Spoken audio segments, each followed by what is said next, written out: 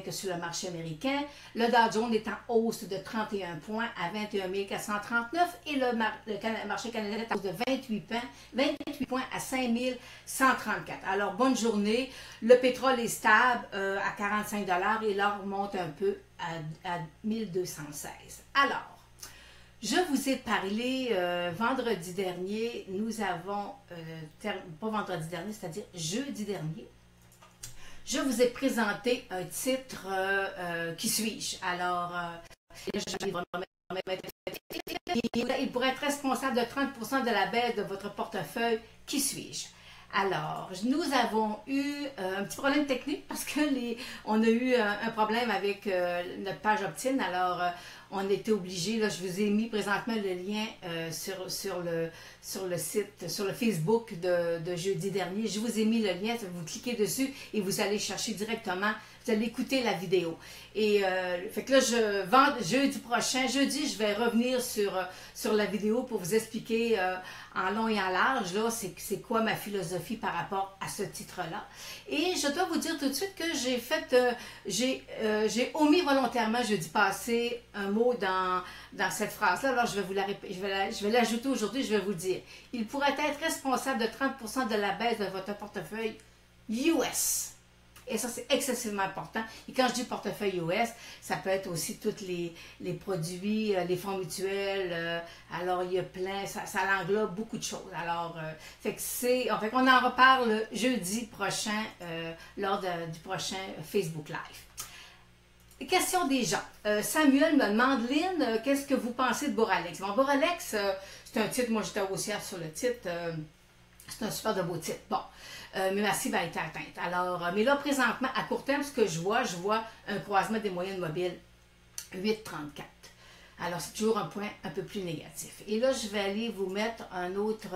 Et là, ce graphique-là s'adresse aux clients d'Analystech qui présentement suivent la formation sur le web. Et là, je vous mets le graphique de l'indicateur secret et les gens qui sont en formation. Pour vous, c'est une bonne façon d'aller reviser vos notes et d'aller voir là qu'est-ce que Lynn avait dire, d'aller voir avec le graphique en quoi ça correspond. Alors, c'est un excellent titre pour vous pour faire une belle revision. Alors, et c'est, vous savez, moi, dans ma force, là, c'est j'ai beaucoup de filtres. Alors, pour être capable d'aller chercher mes points d'entrée, là, ça va super bien. Une autre question de Alain, c'est le titre de Canaccord. Excusez-moi, j'ai oublié de mettre le nom sur le graphique. C'est le titre de Canaccord. Il me dit, Lynn, qu'est-ce que tu en penses? Alors, ce que j'en pense, c'est que présentement, à long terme, j'avais une cible point d'une figure à 7,50 $, mais là, il est en train de tester une résistance à 6,30 $ environ. Il avait percé la 5,80 $. Il y avait une petite résistance, il a percé. Là, il est allé autour de 6,30 $. Il va peut-être aller à 7,50, mais voyez-vous, le jeu nous reste environ 20% de croissance. Alors, c'est pas pour les gens qui ne sont pas dans l'intérieur du titre, vous l'évitez. 20%, c'est insuffisant. On pourrait se retrouver avec une baisse un peu plus... vous savez, quand on est dans des sommets, comme je dis souvent, on est des fois à 10% d'un nouveau sommet ou à 10% d'un bas. Puis souvent, le bas se transforme en du 20%. Alors, il faut faire, lorsqu'on atteint des sommets, les points d'entrée sont plus difficiles. J'ai Lynn qui me demande NR+, ERF, qu'est-ce que tu en penses? Bien là, voyez-vous, j'ai ma ligne de tendance à long terme, là. J'ai ma ligne rouge et il est venu le tester encore. Et là, je vais aller mettre un graphique pour les gens qui sont en formation avec moi. C'est encore mon indicateur secret. Alors, juste en regardant l'indicateur secret, vous êtes capable de dire où est-ce que le titre va aller d'ici les prochaines semaines, là, si tout va bien. Alors, fait que je vais revenir avec le graphique. On est vraiment, il est testé sa ligne de tendance haussière, puis il est présentement à cheval sur sa moyenne mobile 200 jours. Ensuite, j'ai Samuel qui me demande Energex. Le symbole, c'est INE. Regardez, si on est dans un haut de marché, on a fait un haut de marché, on a cassé, et là on est dans on est dans un triangle. Vous savez que les triangles, c'est la bête noire des traders. Alors, ça fait qu'il faut, présentement, je vais aller vous remettre encore, je vais aller vous mettre indicateur secret. Alors, les gens qui sont en formation sur ma formation web, indicateur secret, alors vous êtes capable de dire où est-ce que je regarde, qu'est-ce que je fais présentement avec ce titre-là. Alors, je reviens sur le titre de Samuel Énergique, c'est à l'intérieur d'un triangle, et un triangle avec une moyenne mobile de 200 jours en plein centre. Ceux qui suivent ma formation, vous savez où est-ce que ça nous amène. Alors, il faut aller reviser ces des titres. Aujourd'hui, vous avez 3 beaux titres pour aller reviser votre matière, là, et c'est le but. C'est le but là, des formations, il faut aller reviser. J'ai le titre de potache. On me posait une question. Yaline, qu'est-ce que tu penses de potache? Moi, potache, je le trouve est très, très beau. Techniquement parlant, c'est un super de beau titre.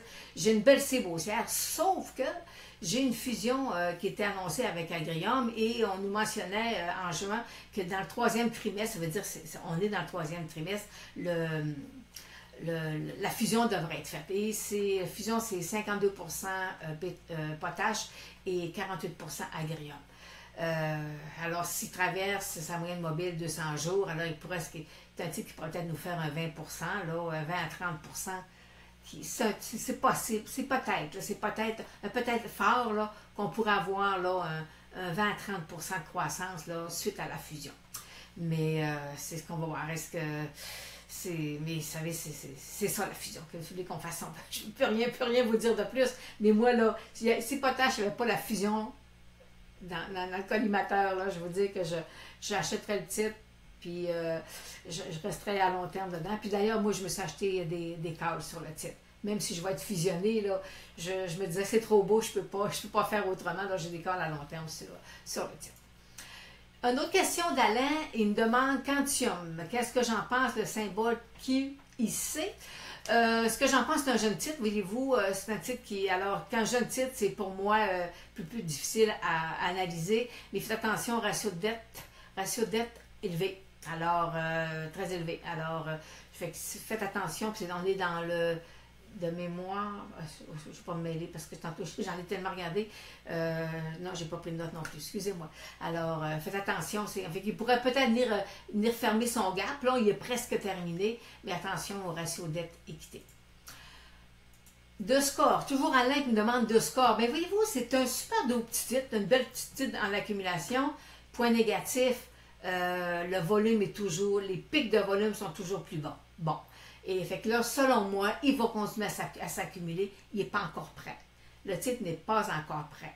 Alors, il y a besoin d'accumulation et on va le laisser s'accumuler. Et Alain, si je l'oublie, ben ramenez-moi à l'ordre et envoyez-moi un courriel ou venez sur le Facebook Live me dire « Lynn, t'as oublié, regarde Score ». En tout cas, mais c'est un titre, là, mais il est pas encore, selon moi, il n'est pas encore prêt. Puis n'oubliez pas, présentement, l'indice du CDNX, des small caps, il n'est pas beau.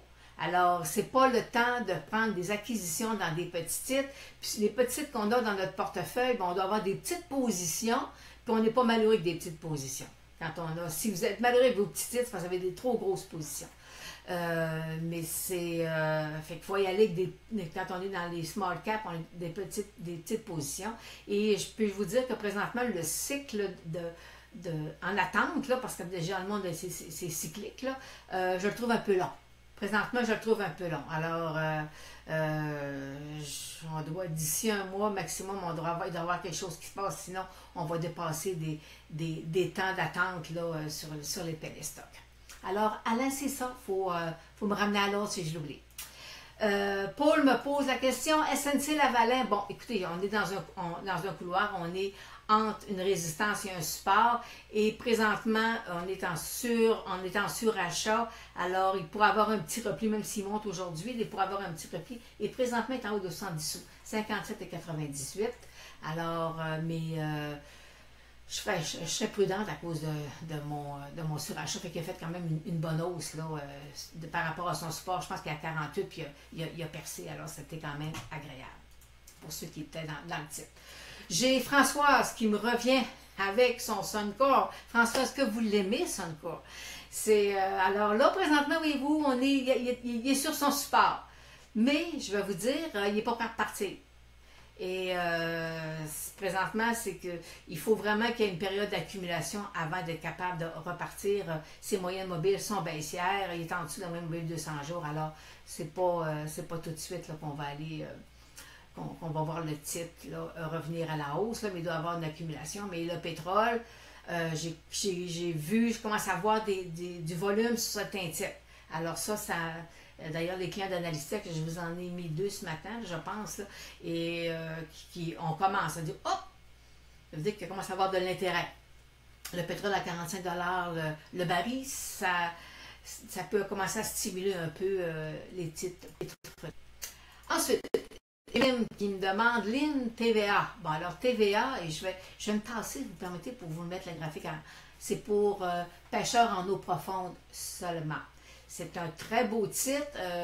Présentement, on a il y a beaucoup de volume sur le titre de Québécois, pas Québécois, de TVA. Il y a du volume beaucoup. Est-ce que là, toujours la question qu'on se pose, est-ce que TVA va être privatisé?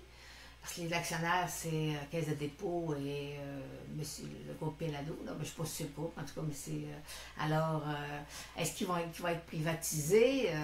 J'ai pas encore, je suis pas allée l'analyser fondamentalement, voir est-ce que ce titre-là a du potentiel. Je l'ai pas encore fait, mais ça s'en vient. Vous savez que je suis en train de remettre en place mon fameux modèle. Je suis en train d'automatiser le modèle et ça va être beaucoup plus facile pour moi de vous en donner, de donner des titres là, avec du fondamental et du technique. Et lorsque ce modèle-là, lorsque le fondamental s'appuie sur du technique, j'ai un ratio de plus de 90% de gains, là, non pas de gains, de 90% de chances que le titre fasse ce qu'on a planifié. Alors, c'est ce qui se termine aujourd'hui le 15h30. Les marchés sont en hausse de 20 points sur le Dow Jones et le marché canadien est en hausse de 39 points.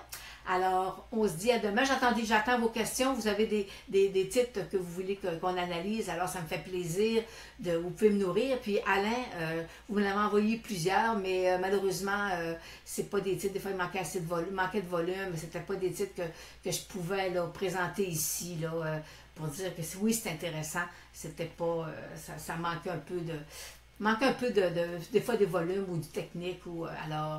Mais si vous avez d'autres beaux titres, ben, ça me fait plaisir. Alors, on se dit à la prochaine, jeudi prochain. Jeudi qui s'en vient là.